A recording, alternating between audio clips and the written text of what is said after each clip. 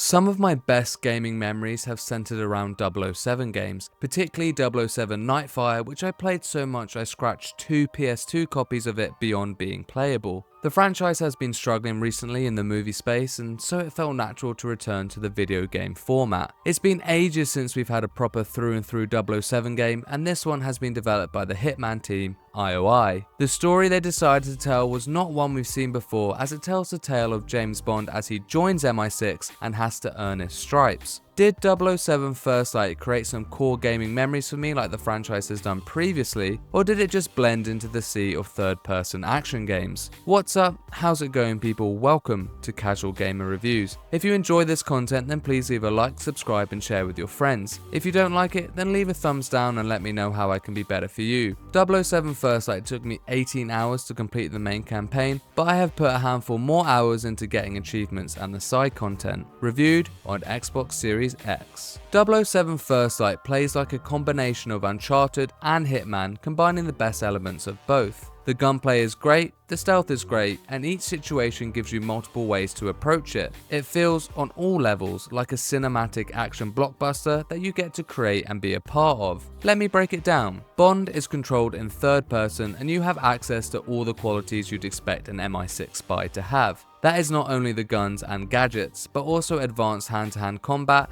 peak athleticism for traversing areas, and of course, specific to Bond himself, signature wit and charm. Each level of this game will start out with an ultimate objective, and it's up to you how you get there. You can't just shoot your gun all the time, as that isn't characteristic to a super spy, and so you must figure out a new way. You can eavesdrop on conversations, use your gadgets to distract someone to pickpocket them or sneak by, use a fake identity based on information you've gleaned, or just charge headfirst into fistfights to brute force your way in. Each level is structured to have multiple paths, and it works incredibly well. I've actually gone back to try alternate routes to see how well they are designed. QLab is of course a focus in this game, and that means gadgets. The gadgets at your disposal can be useful in both aggressive and non-aggressive situations. They draw on 2 consumable resources which are scattered throughout the world in fairly frequent numbers, so you'll always be able to use your gadgets, and trust me, you'll be using them a lot. You can equip up to 3 in addition to your Q watch, which you get fairly early on. This watch can be used to distract, as it's able to interact with most mechanical objects. Send a ping to a laptop to get someone's attention, block an aircon unit to shroud yourself in the haze, deactivate a security camera so you can sneak by undetected. The watch is something that is mandatory to have, so you'll always have access to these distractions, which means the stealth option is always open to you. The other gadgets are where we start to have fun though. Are the gadgets in the movie completely unrealistic and hilarious? Yes, so why should it be any different here? Watch strap that shoots lasers to break locks or blind enemies? Check.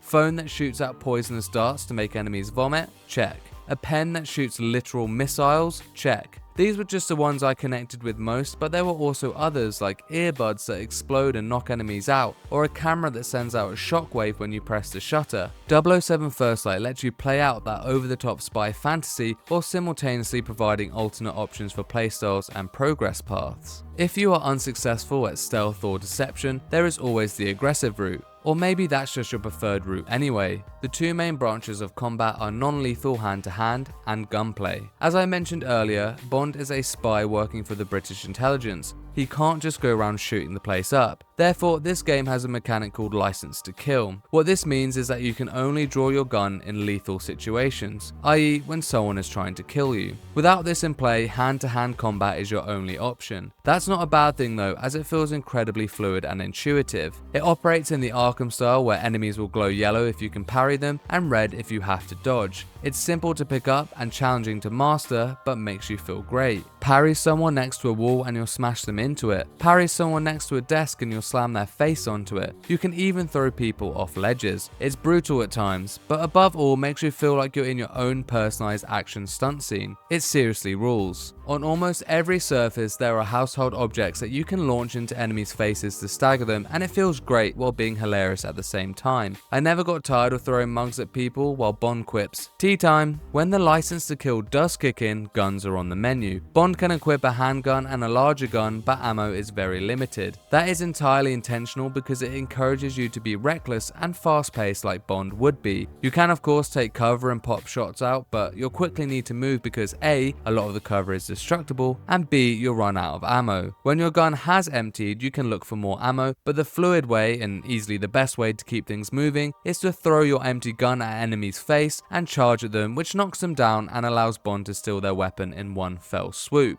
The gunplay itself does actually feel really good, which is a nice surprise considering it didn't in the Hitman games. It feels just as nice to pop headshots with a silent pistol as it does to spray the bullets of an SMG. I do think it can be a little too challenging at times however, even on normal difficulty when Bond is surrounded by shooting enemies. It can feel like if you get yourself in a bad position, the level design isn't set up to sustain the prolonged firepower, but I only felt this a handful of times. This game is set up to be like a Bond film, so expect pretty much every license to kill encounter to be littered with red canisters to create an explosive mess. There's nothing more fun than causing everything to explode with enemies and rubble flying all over the place. In fact, the cinematic set pieces that are woven throughout the entirety of the main campaign are some of the greatest hits. There are fistfights in burning buildings, on-foot chases across rooftops, several driving sections through an array of vehicles big and small, and a desperate chase on an airplane, which you would have seen in their gameplay breakdown, to name a few. This game is the most Bond has been in decades. The cinematic approach to gameplay even enhances something like the tutorial, and it results in the best one I can think of to date. For these set pieces to hit, you have to have the locations and characters to match, and 007 First Light delivers on this front too. Bond globetrots around from London to Malta to Vietnam to the Antarctic and to several other locations, each given their own unique feel, and wow, are they gorgeous. The Vietnam level in particular is breathtaking with its crystal clear waters and lush vegetation. IO have done such a good job with their location design that it feels as immersive as it is beautiful. There's a level early on when you're in a nightclub and it genuinely feels like you're there. It's so realistic. The laser lights, the bustling crowds, the music, even the toilet conversations. It's incredible. The character models are just as good. Patrick Gibson, who portrays Bond, suits the role perfectly as an agent earning his stripes, so much so there have been calls for him to be the new movie Bond. Other great casting choices are Keira Lester as Moneypenny, Lenny James as Greenway, Priyanka Burford as M, and Alistair McKenzie as Q. They all really do look the part. The casting team smashed it. Not to mention how sexy everyone is in this game. It's just a sexy game, but not in a creepy way, in a way where every single person is sexy and they know it. Just like Bond always acts, for example. That's how you can lean into his signature charm. The animations and gameplay look good, but sometimes the facial animations can look a bit stiff if I were to offer a small criticism. There was also a period in the final mission where I suffered heavy frame drops when in a combat encounter, but it was relatively short-lived. It's not just the character models that the actors make look good, but also their voice work is top tier. Patrick Gibson is cheeky, charming, and everything I expect a young Bond to be. Keira Lester is witty and dry, which perfectly represents Moneypenny. Lenny James is captivating in his portrayal of Greenway. They really are stellar performances all round. As for the soundtrack, that is also something that should be applauded. Composers The Flight weave in some iconic sounds that we have all come to know from the movies, but also play a more mellow orchestral tone to reflect the fact that Bond is not fully grown into his role yet. As the game progresses, it grows into this groundswell of orchestral elegance. Even the title screen on the startup gets more enhanced the deeper into the campaign you are. Lana Del Rey performs the title track for the game, and not only is it awesome, but it plays out in the exact same way as the movies with the spectacle of the opening credits and animations. This whole game just feels so epic.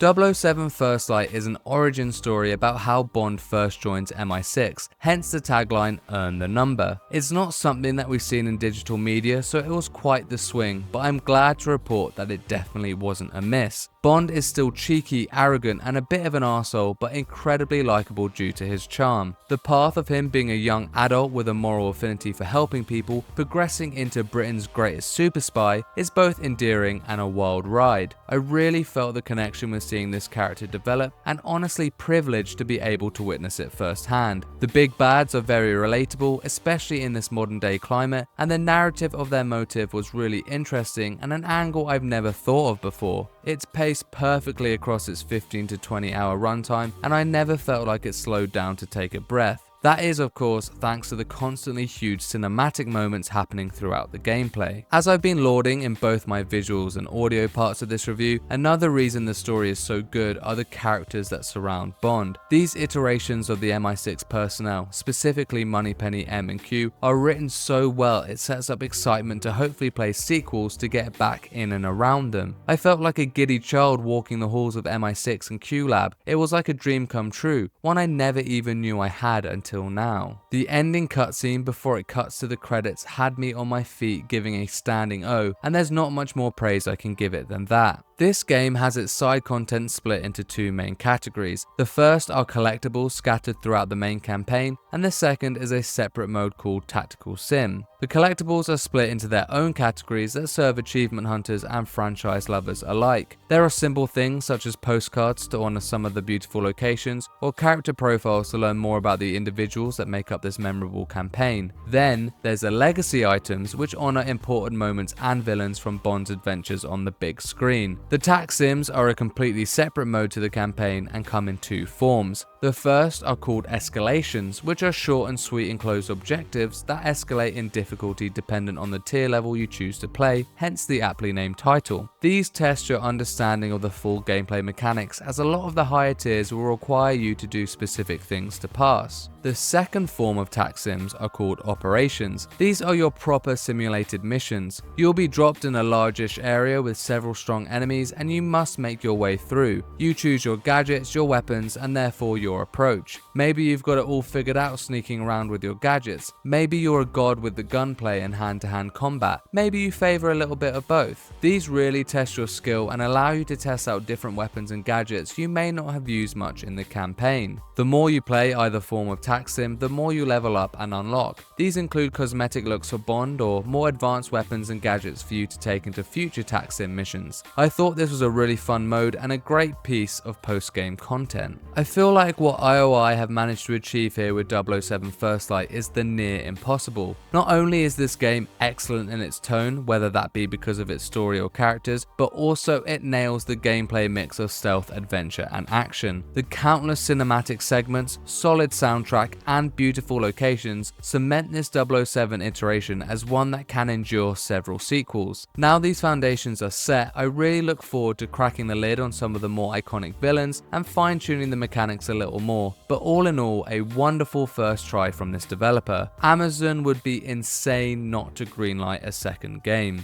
007 First Light gets a casual gamer score of 9 out of 10. 2026 has been killer for games so far this year, so check out my other reviews for Saros, Aphelion or Pragmata. Also, check out my game release calendars for the month so far to see anything you've missed or anything upcoming you should get excited for. If you enjoyed this video, then support the channel by leaving a like, subscribe and share with your friends. If you didn't like it, then leave a thumbs down and I'll try to be better next time. Let me know in the comments below if you want to play 007 First Light, and for everything casual gamer, keep it here. Peace and love.